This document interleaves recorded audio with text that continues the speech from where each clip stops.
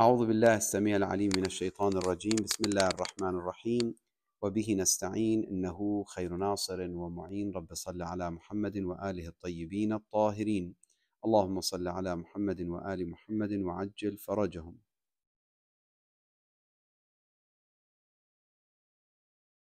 Allah subhanahu wa ta'ala, dans ces versets coraniques, il invite les gens vers at-tahaddi. At-tahaddi, c'est-à-dire si vous êtes véridique, si vraiment vous dites que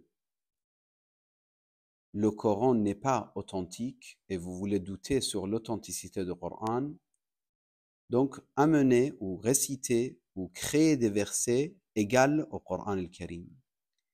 Dans cette partie, on va voir que ces genres de versets qui parlent justement de fait que le Coran est comme miracle de notre noble prophète et parole de Dieu, et personne ne peut prononcer quelque chose pareil. Fa'tu bi suratin min mithlihi. Si vous me permettez, si vous avez la traduction devant vous, Allah subhanahu wa ta'ala, il dit Fa'tu bi suratin min mithlihi, c'est-à-dire amener ou réciter une sourate égale au Coran al-Karim. Wa in kuntum fi raybin mimma nazzalna ala abdina. Si vous êtes en doute ou vous doutez sur ce que nous avons fait descendre sur notre serviteur, Abdina, c'est-à-dire Rasulullah sallallahu wa sallam alayhi, fa'tu bi suratin min mithlihi. Donc, alors, créez ou prononcez une sourate pareille. Actuellement, si vous lisez un petit peu dans ce qui est écrit par rapport à cet aspect de, en fait, si vous voulez, on parle de balagha, c'est-à-dire rhétorique coranique. Il y a des gens à notre époque qui écrivent certains articles que finalement, non, il n'y a pas quelque chose d'extraordinaire dans le Coran. Ils ont commencé à mettre cela dans les articles, en fait, pour mettre en doute cet aspect miraculeux, si vous voulez, du Coran al-Karim, que ce soit au niveau de la langue, au niveau de rhétorique, balagha et richesse des mots, même au niveau scientifique aussi. Il y a des gens qui ont commencé à écrire des articles ou des livres pour dire que même au niveau scientifique, il y a des théories mentionnées dans le Coran, c'est pas sûr, c'est pas 100% sûr. Subhanallah, tellement c'est, avec tous mes respects pour ces gens, s'ils ont bonne intention, mais de toute façon, on doit être très honnête lorsqu'on parle de ce genre de questions. Quand j'ai regardé un petit peu ce qu'ils ont écrit, déjà au niveau de grammaire, au niveau de rhétorique, c'est des efforts complètement vains, sans résultat. Tellement la beauté et la force grammaticale, rhétorique et dans tous les aspects linguistiques du Coran, c'est tellement flagrant que même les chrétiens à notre époque, lorsqu'ils parlent du Coran, ils peuvent pas mentionner un mot négatif sur la beauté du Coran al-Karim. Avec mes oreilles, personnellement, j'ai entendu d'un grand professeur à la faculté, je ne mentionne pas les noms, mais en France, qui parlait de 30e juz du Coran, comment il a fait des éloges de la beauté de ces sourates du Coran al-Karim. Et c'était quelqu'un qui n'était pas forcément quelqu'un qui parle de l'islam pour défendre l'islam. C'est un professeur qui étudie, qui fait des recherches. Donc, quand il a parlé de ça, il a parlé des versets surtout 30e juz du Coran. C'est pour ça, moi, pourquoi je parle de ça? Parce qu'actuellement, on voit des discours, on écoute des discours, on voit des livres, on voit des articles, parfois écrits par des gens, pour justement mettre des doutes sur le Coran. Moi, ce que je vous propose, c'est juste de leur lire ces versets, de leur dire, d'accord, très bien, amenez-nous une sourate, même si vous voulez, avec l'intelligence artificielle. Il y a des gens qui ont essayé, c'était des résultats catastrophiques. Alors qu'on a essayé de demander des poésies magnifiques à l'intelligence artificielle, le résultat, c'était toujours positif et c'était vraiment beau. C'était c'était des poésies très attirantes, très riches, très intéressantes. Mais lorsqu'on a demandé des versets coraniques ou similaires, pas certains ils m'ont dit il avait refusé de le faire, mais d'autres ils m'ont montré ce qu'il a donné comme résultat. C'était catastrophique. C'était pas du tout comparable avec le Coran al-Karim.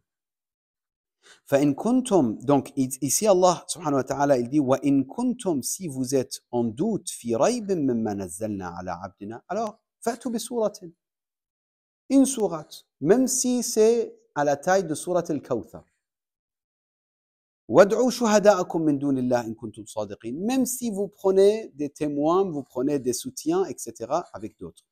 Bien sûr, on a d'autres versets qui disent exactement la même chose, mais ils ne parlent pas de sourate. Par exemple, Allah subhanahu wa ta'ala, si vous me permettez, voilà. قُلْ لَإِنِ اجْتَمَعَتِ الْإِنسُ وَالْجِنُّ Si l'homme et les djinns, ils se réunissent tous ensemble, على أن يأتوا بمثل هذا القرآن, pour ramener quelque chose pareil que ce Coran, c'est-à-dire le Coran entier. لا يأتون بمثله, ils ne peuvent pas. L'homme et les djinns, s'ils se réunissent, ولو كان بعضهم لبعض ظهيرا, même s'ils se soutiennent, ils s'aident, etc.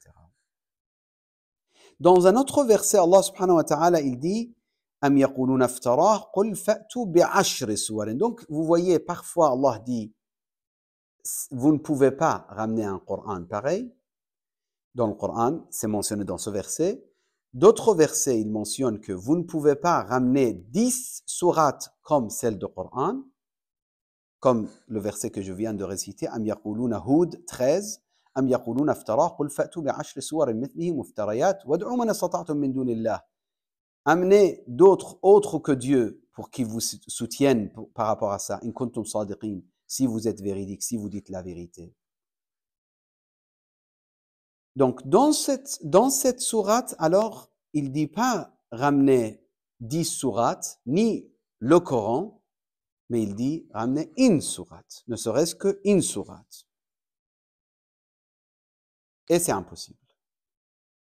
Je n'aime pas mentionner, mais par exemple, par rapport à al-fil, juste je vous donne une phrase, ce qu'ils ont certains écrit dans l'histoire, al-fil mal-fil wa ma adraka mal-fil, quelque chose comme ça, lahu khurtumun tawil.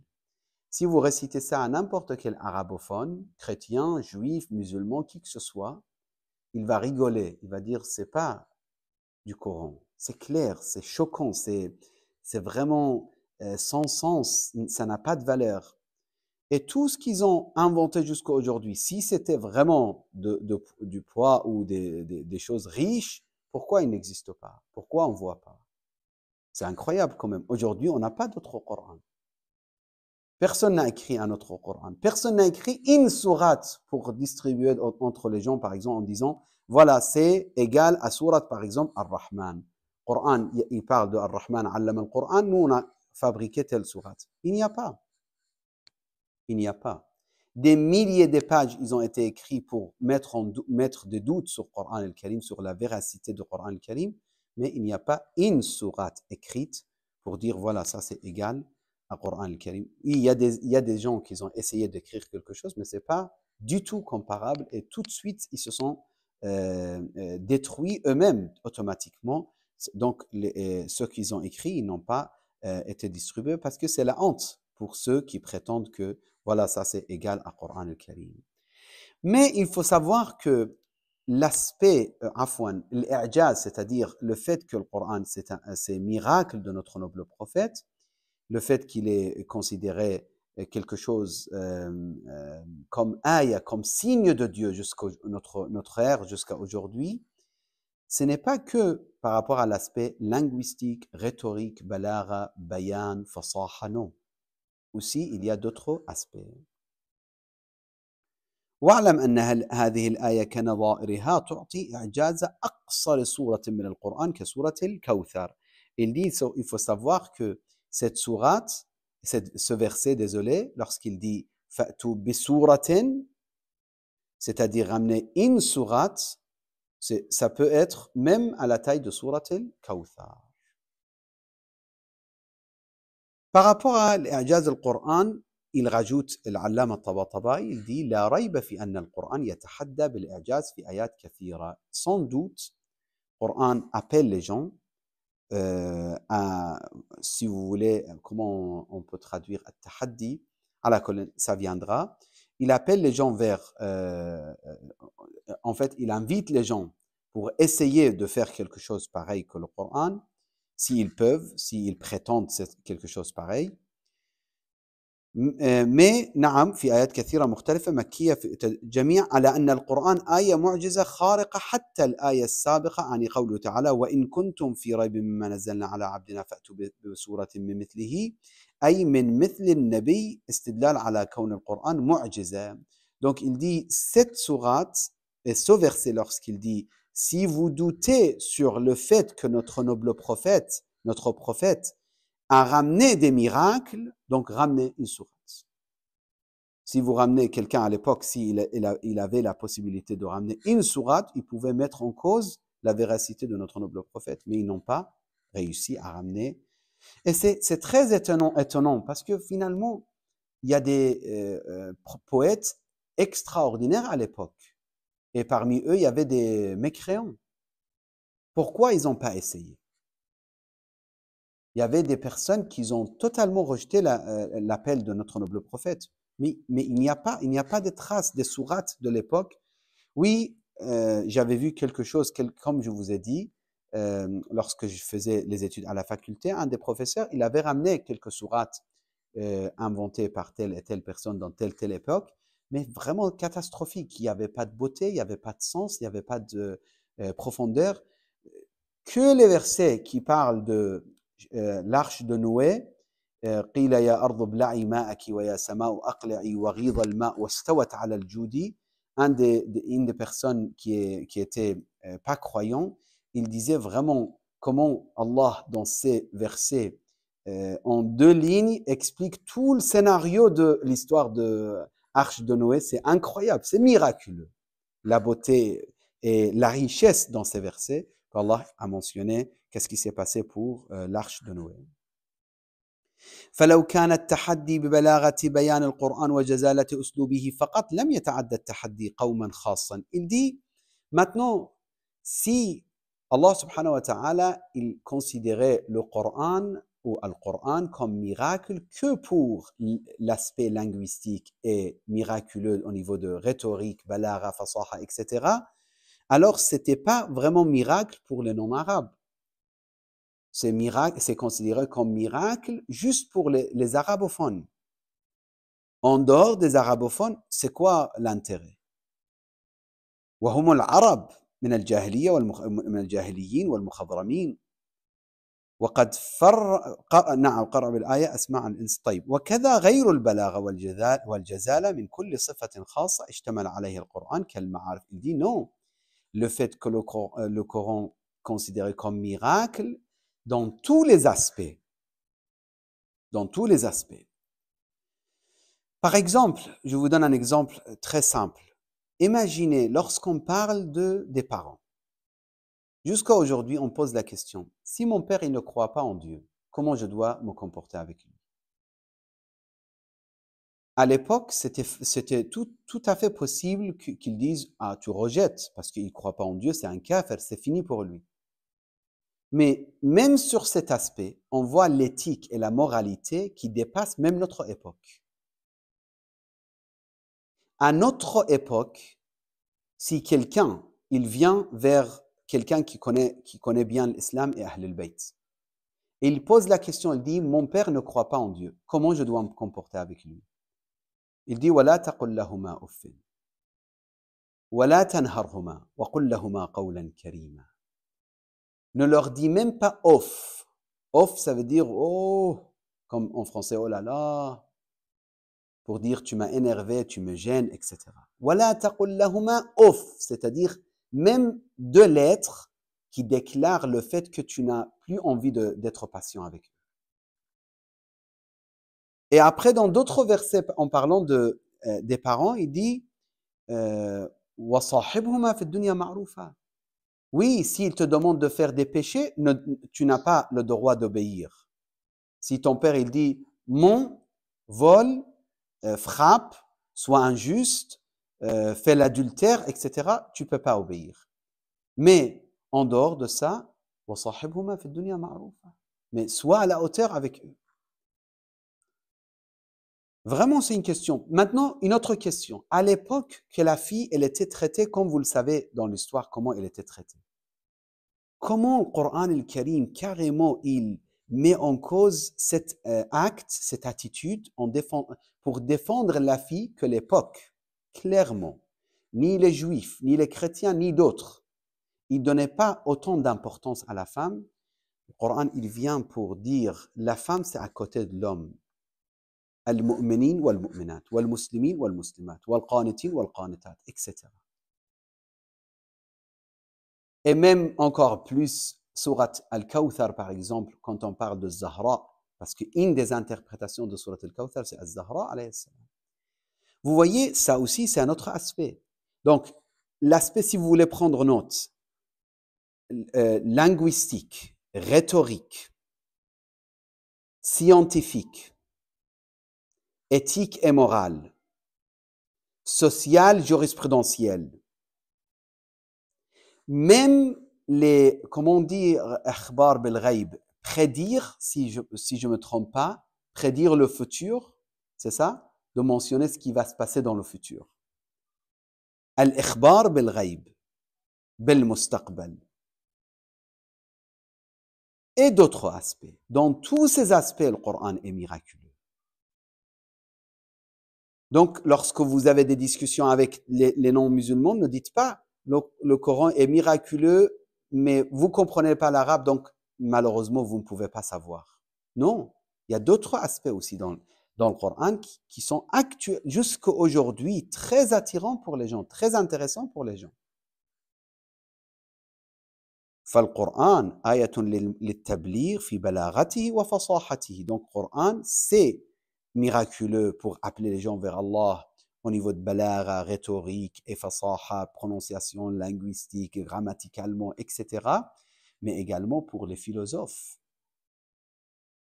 Pour les philosophes, pour les sages, pour les savants, pour les scientifiques, pour les sociologues, pour les psychologues. Absolument pour les psychologues. Aujourd'hui, je commence à penser qu'il faut qu'on encourage les psychologues dans notre communauté de faire des études vraiment approfondies pour faire sortir les versets magnifiques du Coran qui peuvent aider énormément au niveau de psychologie, avec les hadiths de Ahl al-Bayt, bien sûr. Et même, il rajoute, il dit, et ce n'est pas que ça, même au niveau de société, comment réagir au niveau en tant que gouvernement, en tant que politique, même dans tous ces aspects, le Coran, il donne des idées magnifiques. على كل حال ومن هنا يظهر أن القرآن يدعي عموم إعجازه. Le Coran, il ne prétend pas d'être miraculeux que au niveau linguistique rhétorique, mais généralement. من جميع الجهات من حيث كونه إعجاز الكل. إعجاز, ça veut dire, qu'est-ce que ça veut dire إعجاز? J'ai oublié de vous traduire rapidement aussi, et j'essaye de, Inch'Allah, petit à petit terminer avec ce point. إعجاز, vous savez, al-mu'jiza, c'est-à-dire miracle. En français, on traduit par miracle. Mais al-mu'jiz, c'est-à-dire c'est les actes qu'il montre, qui démontrent la faiblesse des autres. Par exemple, quand tu dis a'jazahu, ou ajiz, ajiz, c'est celui qui est limité, qui n'a pas la capacité de faire quelque chose. C'est ça l'ajiz. Al-ajz, c'est incapacité, si je peux me permettre de traduire comme ça. Incapacité, on utilise ça en français? Voilà, donc incapacité. هذا العجز. Maintenant, al-i'jaz, c'est-à-dire tu fais quelque chose que les autres, ils comprennent que finalement, ce que tu es en train de faire, c'est en dehors de leur capacité.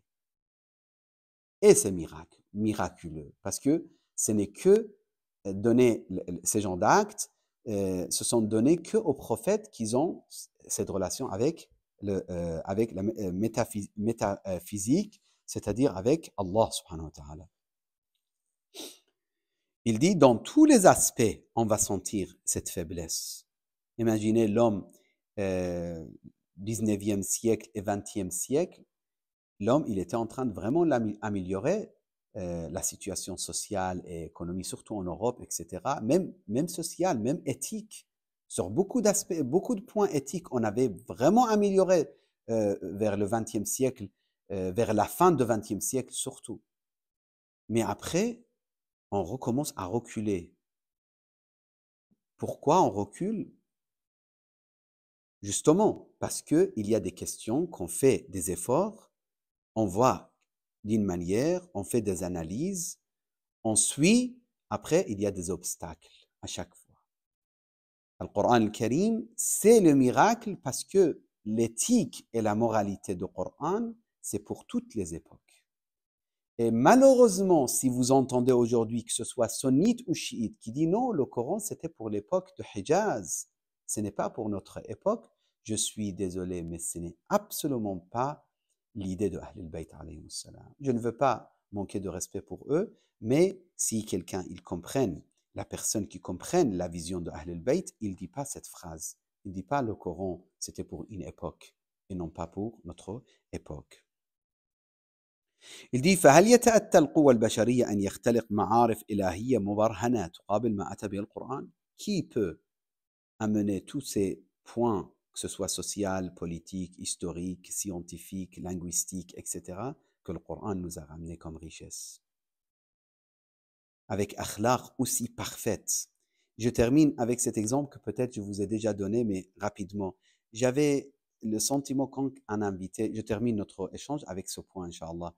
Chaque invité qui venait chez nous, quand il voulait quitter notre maison, j'avais pas vraiment envie de l'aider pour les bagages, les sacs, etc.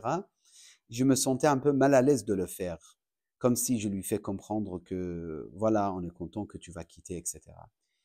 Jusqu'à ce que j'ai vu un hadith qui dit c'est détestable de faire ça, justement, de porter les affaires. S'il n'a pas besoin vraiment de l'aide, ce n'est pas recommandé de porter les affaires de ton invité pour amener jusqu'à la porte de la maison. Jusqu'à quel point Ahl al-Bayt nous ont donné cette richesse? Alors qu'il y a beaucoup de livres qui ont été brûlés, beaucoup de livres qui ont été perdus, beaucoup de hadiths qu'on n'a pas réussi à recevoir, mais quand même avec cette période très restreinte que Ahl al-Bayt nous ont transmis autant de messages, imaginez quelle richesse. أقول قولي هذا وأستغفر الله لي ولكم وصلى اللهم على سيد المرسلين محمد المصطفى وآله الطيبين الطاهرين.